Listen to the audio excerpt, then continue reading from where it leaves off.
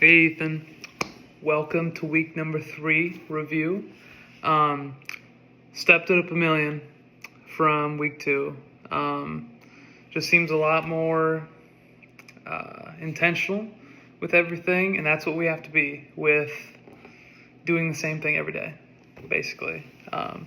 We just have to get really good at it, use a lot of technique, and control our variables. So starting off with your week 1 squat, or your day 1 squat. Just over 308, 330. Much better. That was our first squat to depth, honestly, and so much more smooth. Deadlifts, slack is coming in way better. Wow, absolutely. The RDLs are working.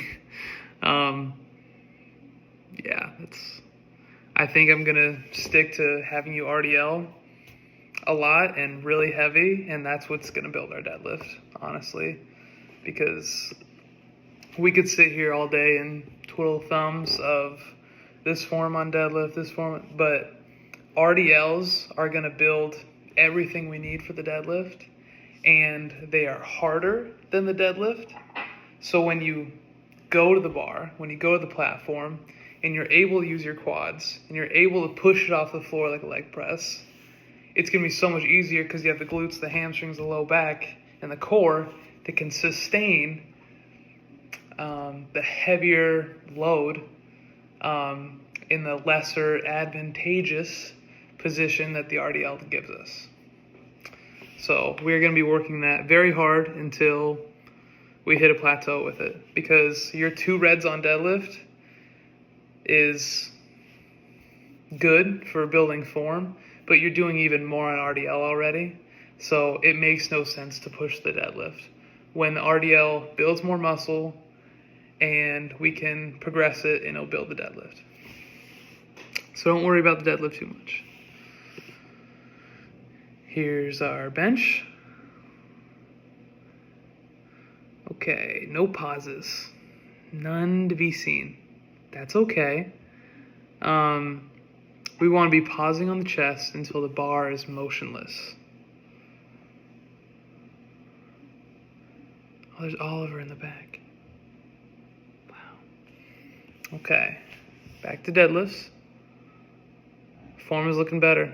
It really is. Core is a lot more solid. I think the intention is there.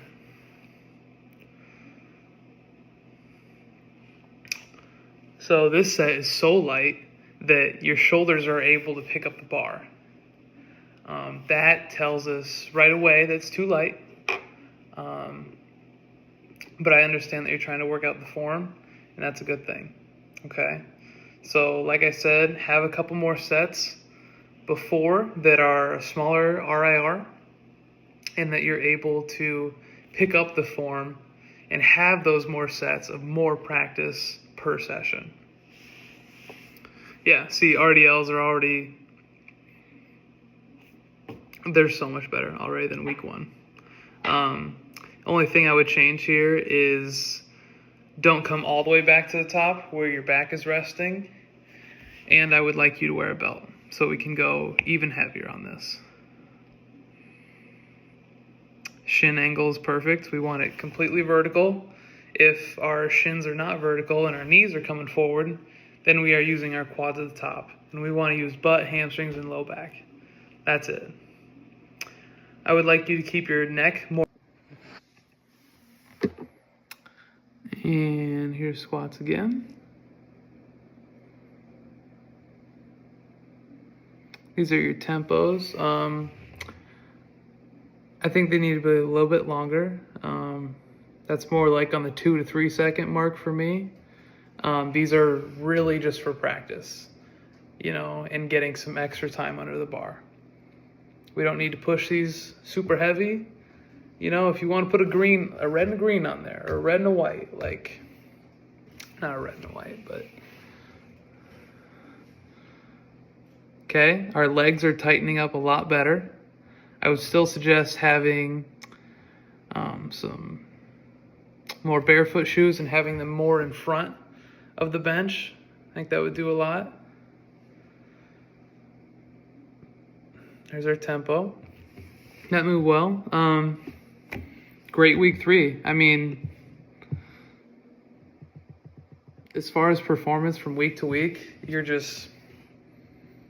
doing that. And you're going to start to run into actual issues one of these days.